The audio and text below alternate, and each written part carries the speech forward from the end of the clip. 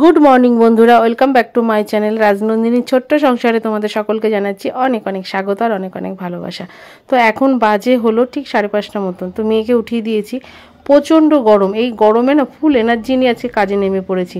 বিছানাপত্রটা টান করে নিলাম, আর এই চাদরটাকে আরও 2-3 দিন রাখবো, কারণ এখনও বললাম না ধুলোবালির কাজ শেষ হয়নি। আর এই যে রাতে বসে মেয়ে এখানে বসে অঙ্ক করছিল, সমস্ত বই খাতাগুলো রয়েছে, তো আমি সরিয়ে দিতে চেয়েছিলাম, তো ও বললো যে মা এগুলো একটাও সরাবে না, আমার লাগবে। আর এদিকে দেখো জানলার পর্দাগুলোকে একটু ঠিক করে নিলাম। এত গরম, এক এক সময় মনে হয় পর্দাগুলোকে দিয়ে আটকে রাখি, আবার এক এক সময় প্রচণ্ড গরম লাগে, মনে জানলার পর্দাগুলো সরিয়ে দিলে মনে হয় ঘরটা ঠান্ডা হবে।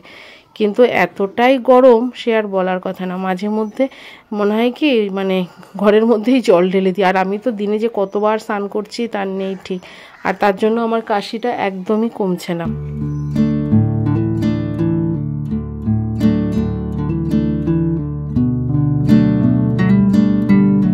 আর এখানে দেখো ঘরের লাইট টাইট সমস্ত কিছু অফ করে দিয়েছি, তো একটু অন্ধকার অন্ধকার লাগছে। আর এখানে দেখো 1 কাপ লিকার চা আর বিস্কুট, আর এই যে ঝুড়ি ভাজা আমাদের পাড়া দিয়ে যায়, তো তার কাছ থেকে ঝুড়ি ভাজা নিলাম, তো তাই দিয়ে চা দিয়ে মুড়ি দিয়ে খাবো। আর এখানে দেখো আমার মেয়ের কাণ্ড দেখো, ও এখন লিচু পাড়তে যাবে গাছে, তো কয়েকটা লাল লাল হয়েছে, তো সেই লিচুগুলো পারবে। ভীষণ টক, 2-1টা একটু মিষ্টি হয়েছে, কিন্তু একদমই টক। আর লিচুগুলো খুব একটা বড় হয়নি, এর প্রথম 2বার হয়েছিল তো খুব বড় বড় হয়েছিল, তো সেগুলো কিন্তু বেশ ভালো ছিল খেতে। তো এখন খুব একটা বড় হয়নি, কিন্তু যাই হোক বাচ্চারা না ওদের খেতে অসুবিধা হয় না, ওরা ওই টক জিনিসটাই খেতে ভালোবাসে। তো আমি আবার টক একদমই খেতে পারি না। না এটা কালটা সবুজ।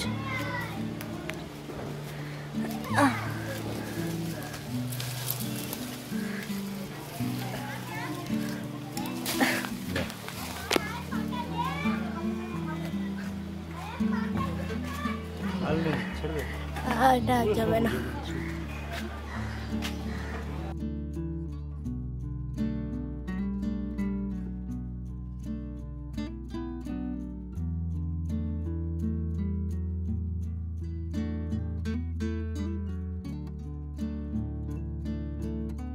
আর আজকে দুপুরে সেরকম রান্না নেই, তো আলু সেদ্ধ দিয়েছিলাম, শুকনো লঙ্কা দিয়ে আলু সেদ্ধটা মাখলাম।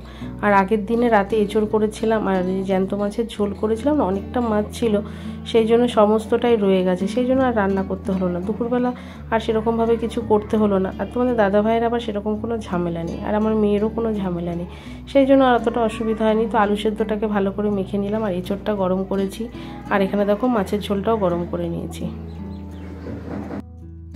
বাপ গরমে কি অবস্থা! একটু চা বসিয়েছি, চা খাবো, চিড়ে দিয়ে চা খাবো বিকালবেলা। মেয়েকে দুধ গরম করে দিলাম, আর আমি এখন গা হাত পা ধোবো। মানে দেখো স্নান করেছি, মাথা চুলকোতে দেখো সিঁদুরও উঠে গেছে। আর এখন একটু চা খেয়ে নিই, আর তারপরে একটু রান্নাঘরের যা অবস্থা আছে, তো সেরকম রান্নাবান্না কিছু করিনি, আগের দিনে যা রান্না ছিল সেগুলোই খেয়েছি, তো রান্নাঘরটা একটু গোছাবো। এখানে দুধ চা করলাম, আর দেখো এখানে চায়ের সঙ্গে একটু চিড়ে নিয়েছি, কাঁচা চিড়ে। তো চায়ের সঙ্গে চিড়ে দিয়ে খেতে না আমার ভীষণ ভালো লাগে। তো যাই হোক এখানে চা নিয়ে বসলাম, তারপর আবার মা আসলো, মার সাথে কিছুক্ষণ গল্প করেছি, করার পরে যে রাত্রের বেলা খাওয়া দাওয়া কমপ্লিট করে যে মেয়ে ঘরে বসে অঙ্ক করছে, আর আমি যে এখানে দেখো অবস্থা, গা হাত পা ধুয়ে আসলাম। আর এখানে আলমারিতে আমি মানে একটা জিনিস রেখেছিলাম, তো সেটা আর খুঁজে পাচ্ছি না, তো সমস্তটাই আবার নামিয়ে নিলাম। তো কোথায় রেখেছি, এক সময় এক একটা জায়গার মধ্যে হাত যখন থাকে, হাতে থাকলে সঙ্গে সঙ্গে ঢুকিয়ে রেখে দিলাম, তো পরে আর খুঁজে পাই না, তো সেটাই এখন দেখো বের করার জন্য এখানটাই রেখেছি। তো আমার হলো ওই ছোট্ট একটা কানের ছিল, সেটাই রেখেছিলাম হাতে, বা হাতে করে রাখলে নাকি বলে জিনিস হারিয়ে যায়, যাই হোক ওটা রেখেছি, আমি মনে করতে পারছিলাম, তো সমস্তটা নামিয়ে নিলাম, নিয়ে এখন তাও আবার কি বলো তো আলমারিটা একদিকে গোছানোও হয়ে গেল। আর জিনিস খুঁজতে গিয়ে তো অবশ্য পেয়েছিলাম আর কি ছোট্ট একটা কানের। তো মেয়ের ওই কানের দুলটা মানে হাতে বলছি, মাথা কীভাবে বেকায়দার চুল লেগে লম্বা হয়ে গেছিলো, তো দোকানে নিয়ে যাবো ভেবেছিলাম, তো হাতের কাছে রেখেছিলাম আর খুঁজে পাচ্ছিলাম না।